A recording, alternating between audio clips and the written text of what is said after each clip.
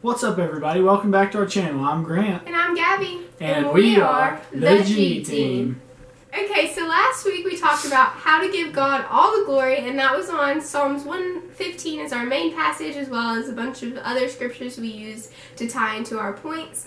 And this week's video is going to be, well, we really don't have a specific passage. We're going to be in the first 4 books of the New Testament, Matthew, Mark, Luke, and John. And we're just really going to be going in depth about the crucifixion of Jesus. We're going to go in depth medically about it and how we know that he actually died, as we mentioned in a previous video, that some people have a theory against that. And we're also just going to look at what he did for us. And in studying this, it's really touched me and it's helped me. And it's broken my heart too, because I mean, we talk about the crucifixion, but we don't really understand some of the details of it. And I think at the end of this video, you're going to have a lot better knowledge about it. And if it doesn't break your heart, then I don't know what will, just to see what he went through for us. But we'll go ahead and get started.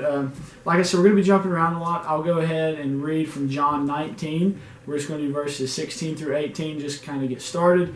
And then we'll just jump around and we'll show you a couple different places. But we'll go ahead and get started. John 19, verse 16. Then delivered he him, therefore, unto them to be crucified. And they took Jesus and led him away. And he, bearing his cross, went forth into a place called the place of the skull, which is called in the Hebrew Golgotha, where they crucified him and 2 other with him, on either side one, and Jesus in the midst. Now would be a good time to stop, pause the video, pray, just ask God to lead you through this devotion and try and help you to understand what he wants you to learn from it, and that it can guide you in your walk with him. So just to start out, I'm going to go ahead and address the theory that we're kind of rebutting right here. There's a theory, it's called the swoon theory.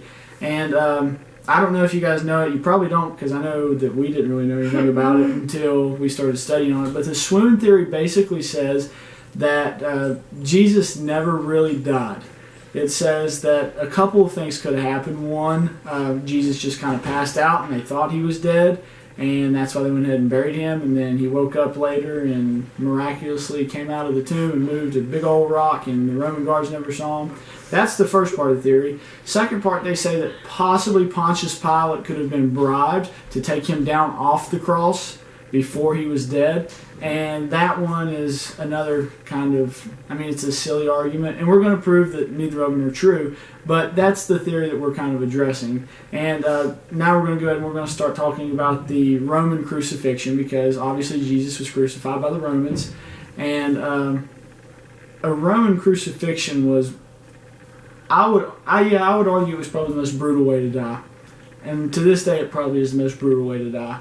It is just a long, drawn-out, torturous process that slowly kills you. And now Gabby's going to talk a little bit more about how it starts. But just remember, as we're talking about all this, that this is what our Savior went through for us. And so that we could spend eternity with him, and so that we could basically not have to worry about anything. He went through all this just for us. So just be thinking about that while we're talking about it.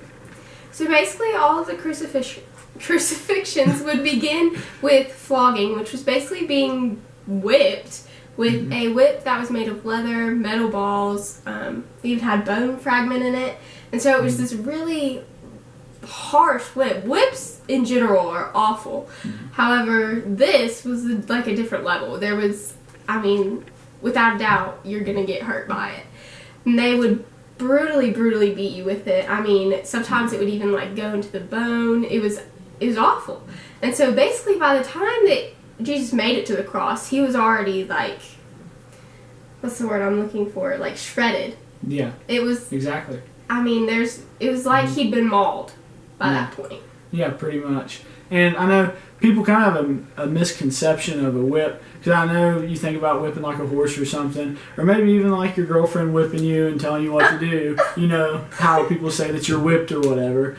But it was more than just a whip, because when we think of a whip, we just think of like just kind of a back and forth type of thing. This was like, it was a scourging. I mean, it was, if they didn't, when they hit his body, if it didn't go through his skin, they just whipped it right back and did it again. I mean, it wasn't just a whip like, hey, stop that. Like, say you whip a horse or whatever. It was a scourging is what it was. And there's even some records in Roman history of it going to the spine. They whipped some people so harshly that the bone and metal in the whip actually went to the spine, and I think for someone it might have even severed their spinal cord. I'm not for sure, but that's just how brutal the flogging was. Yeah, and that's just the beginning of it. So you can imagine from there, if that's the first step they took, how awful it's going to be. And the reason, whenever I was explaining what we studied last week, if you guys missed that video about how to give all the glory to God, this is, if you don't think that he deserves all the glory, you should really rethink that statement based on just this week's video, if nothing else. Yeah, absolutely. Just the stuff that he went through for us, honestly, I can't wrap my mind around. I don't think I ever will be able to, just because I don't think a regular human could go through this for anybody else. Yeah. I mean, it's just such a brutal event that takes place. And actually, Roman crucifixions were so brutal that it was a law that Roman citizens could not be crucified unless it was some type of high form of treason. So it was such a bad form of killing that Rome wouldn't even subject its own citizens to it. They would only kill people that weren't from their country with it. Like I said, there were some cases of high treason where they used it, but that's just how brutal it was. They didn't even want their own citizens to have to go through it. Okay, before we start this next point, we just want to apologize. My other dog, Smokey's in the room, and he has breathing issues, so he's really loud. If you hear him, that's what it is. If it sounds like there's a little pig in the room. Yeah, it's just Smokey. But jumping into our next point, we've already kind of talked about leading up to the cross, the flogging that takes place, and here's where we get in a little bit of the more medical terminology of the situation. So we know that from the fact that Jesus collapsed and he was not able to carry his cross. We see this in Matthew 27, Mark 15, Luke 23, and John 19. You can look all those up on your own and read it. But you'll see that the Romans actually get Simon to carry his cross for him, which is typically not something that would happen in a crucifixion. Usually the person being crucified would have to carry the cross themselves. However, Jesus was not able to do it, and that is a symptom of what's called hypovolemic shock. So hypovolemic shock is basically the massive blood loss that takes place due to some type of wound. For Jesus, it was the scourging that he had had with the whip. And basically hypovolemic shock causes massive blood loss, like I said, which in turn causes your blood pressure to lower, and most of the time it causes either fainting or passing out. And in Jesus' case, it was where he collapsed and he couldn't even carry his cross, and Simon had to help him carry it. So we know for a fact that that is more than likely, we're like 95% sure that the reason he collapsed, because although he would have been tired by this point, most people when they were crucified were able to carry their cross. So the fact that he was not able to means that he was more than likely suffering from hypovolemic shock before he even got to Calvary. Yeah. And if anybody knows something about blood pressure, whenever your blood pressure drops, say that you stand up too fast and you get dizzy, that's because your blood pressure has dropped really fast. So whenever you feel like you're going to faint because that happens, just imagine that happening because of an amount of blood loss that's crazy. Yeah. I mean, exactly. And it just, like I said, it proves that he was whipped too, and he was, like Gabby said, he was literally shredded, because he wouldn't have lost that type of blood that caused him to go in hypovolemic shock if he wasn't whipped and scourged very, very severely. So that's good enough proof that before he even got to Calvary, he was in, some medical professionals will actually say that Jesus was in critical condition before he was even put on the cross. The part is moving on to once he gets to Calvary. So a lot of us imagine it with Jesus with the nails through his hands.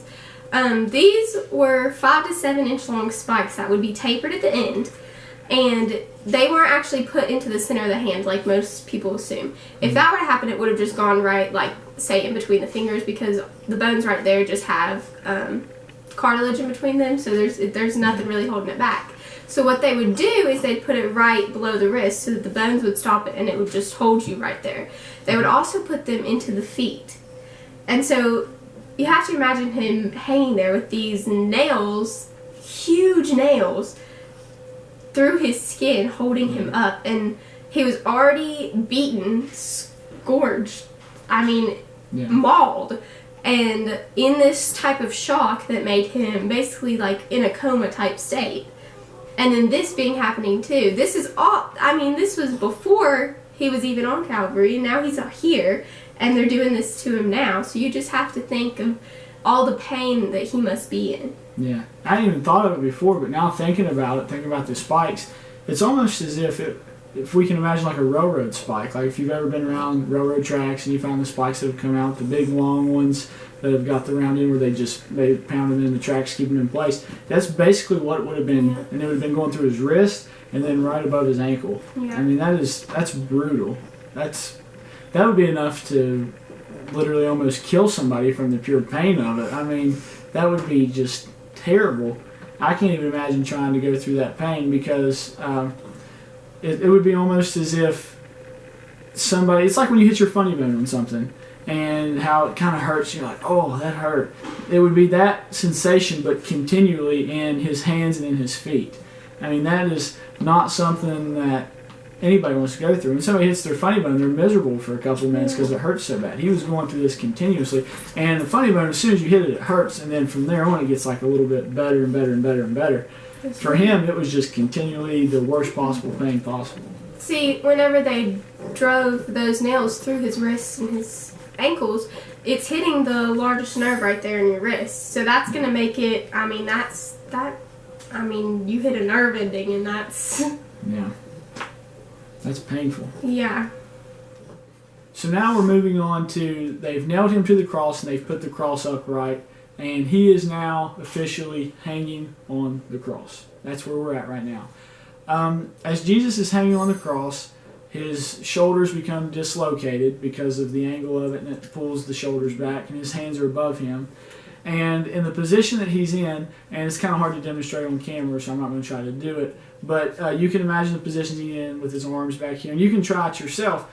Once your arms go back and they're above you like that, you cannot breathe without bringing your arms down because your diaphragm won't relax and allow you to breathe. And you can try it yourself, and there's no possible way to do it. So we know that the only way that you could breathe on the cross is to take your feet, which are nailed to the cross, and you have to push up with your feet, and of course your back would be scraping across the wood on the cross right there behind you, and every time you wanted to take a breath, you would have to push yourself up with your feet that are nailed to the cross to relax your diaphragm for just a second, just to get enough air to go back down. And that would be the process every single time he took a breath. And eventually exhaustion sets in, and as your breathing slows, you enter what's called a state of respiratory acidosis. And what that basically means is as your breathing slows and there's more carbon dioxide in the bloodstream, less oxygen, your blood basically starts to become acidic. Your blood starts to become acid.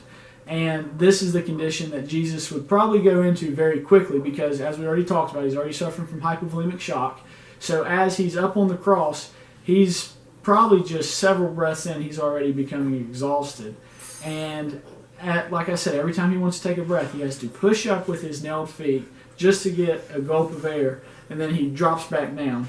And every single time, you can imagine if your shoulder's dislocated, the amount of pain it's going to be to go up and then to drop all your weight back down onto it. It would be just miserable, and that's just to get a breath. And you have to think, whenever you have even a cut or a bruise or anything, you don't want that to touch something. Imagine his whole back being mauled by this flogging that he had before. Mm-hmm. Then having these nails drawn into your wrists and your ankles, and then your shoulders being dislocated, and then those wounds being rubbed up against the wood. Mm. Just imagine the amount of pain that he was in. And once again, I just want to remind you, because I know that I do the same thing, and I'm sure you guys do as well, that when we're talking about this, we have to realize this truly happened to Jesus for us. I mean, we talk about it, and we didn't see it personally, so it's hard to imagine all this. Like I said, I can't wrap my mind all around it, but we just have to realize that Jesus was 100% God, but he was also 100% man. He felt exactly what we feel when we feel pain, and he went through this, and he did it for you and I, and he did it so we don't have to spend eternity suffering. And I just think about the fact that he went through earthly suffering, so we didn't have to go through eternal suffering. I mean, it's a very sobering thought, and I'll never be able to wrap my mind around it why he did it for us. I truly won't. Okay, so moving right along, Jesus was suffering from hypovolemic shock, as we talked about, and respiratory acidosis. So both of these would have ended up resulting in a lot of fluid around the heart and the lungs, which around the heart is pericardial effusion, and around the lungs is pleural effusion. Mm-hmm. And basically what that is, it makes you not be able to breathe and your heart not be able to beat. I mean, it's... Yeah, it's death by asphyxiation. Yeah. And so in John 19:34, we see that it says, "But one of the soldiers with a spear pierced his side, and forth came therewith out blood and water." So that's telling you that he for sure had those effusions, which was the fluid, as we were talking about. Mm-hmm. And you can't fake that. You're not, if any regular person were to have that happen to them, the same thing would happen. You can't fake water coming out as well as blood. If you're going to get stabbed in the arm or something like that, just blood's going to come out, unless you have those effusions. So that's telling you that that was for real. Yeah. He didn't fake it. You can't fake that. Yeah, there's no way he could have faked it. There's no way he could have lived through it either. That's the other thing. There's no way he could have faked it. There's no way he could have lived through it. Yeah. I mean, either way, he was 100% dead when they did that. There's no way that you could fake that, and there's no way you could live through it, even if you could. Yeah. So just to kind of wrap it all together, we've been talking about the crucifixion, and now we know Jesus is dead. They take him off the cross, and they put him in the tomb, and 3 days later they found the stone is rolled away, and the linen clothes and the napkin lie there folded, and he's gone. And we studied a couple weeks ago about all the people who saw him post-resurrection in 1 Corinthians 15. And so now we've established we know he died, and we know that he was seen after the resurrection. What more proof do you need? I mean, I honestly, if you don't believe that based on the evidence, then I don't know what would convince you. Just all the stuff that we've studied and looking at it, we know that what he came to do, he did it. I mean, there's all the Old Testament prophecies, and he fulfilled every single one of them. Even the one about talking that his bones would not be broken. On the cross, generally what they do is they would break the person being crucified's legs if they weren't dying fast enough, because like we talked about, you had to push up with your legs, take a breath. And they actually broke both of the thieves' legs, I believe, the two people who were on the cross beside of him. I'm almost positive they broke both his legs. I'm not sure on that, don't quote me. But I know for a fact that they did not break Jesus' legs, because they talk about they came to him and they saw that he was close to death, so they didn't break his legs. And even the prophecy like that from the Old Testament, he fulfilled it. And then in John 19 and verse 30, he says, "It is finished." And he bowed his head and he gave up the ghost. I mean, for us, we believe the Bible, so that verse right there is enough for us to know that he died. But for people who they don't have enough faith and they want to see the actual proof, we've laid it out for you in this whole video, all the medical proof that we know that he died on that cross, and it proves his deity.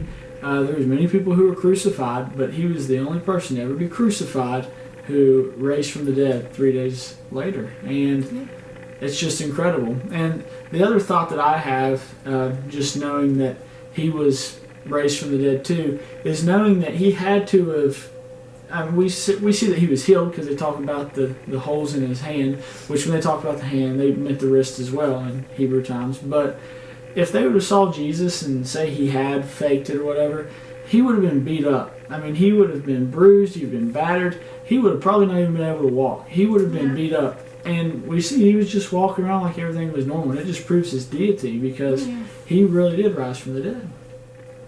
And as a side note at the end of all this, we just want to give an invitation to anyone who's watching to know how to be saved. To gain salvation is not difficult at all. It's in fact very simple. You have to believe in your heart that Jesus died on the cross, as we've discussed. You have to believe that he was buried, that he rose again 3 days later. And all you have to do is confess with your mouth and just ask God to come into your heart and save you. You pray to God, tell him that you believe that his son was sent here, he died on the cross, he was buried, and 3 days later he was risen, and now he lives at the right hand of God. And all you have to do is pray that and ask God to come to your heart and save you, and that's it. It's that simple, and that secures your eternity forever. And if you have any questions about it, do not hesitate to contact us, and we would be so happy to help you out and help you answer any questions. And if you have any more questions before you want to get saved, we'd answer those. But getting salvation is so easy. It's so simple. God designed it to be that way. He didn't want it to be complicated because He wanted as many people to come to know Him as Savior as He possibly could. And so He made it simple because as humans we're very simple-minded. So it's very easy. Once again, if you have any questions, just let us know. We'd be happy to help and answer any questions and do whatever we can. We'll be praying for you. And don't forget that you can always comment down below or email us or anything like that, and just let us know your suggestions for future videos. Anything that you personally are wanting us to study and share on here, or anything like that. Any criticism? Yeah, anything. Yeah. We'll accept all of it. Once again, thank you guys for tuning in. We hope you enjoyed this devotion. I know it's touched my life, and I know Gabby, it's touched hers as well. We've really enjoyed studying this week. We hope you guys will enjoy the video, and you'll tune back in next week. Once again, I'm Grant. And I'm Gabby. And we are the G Team. And don't forget, Do your best and let God do the rest.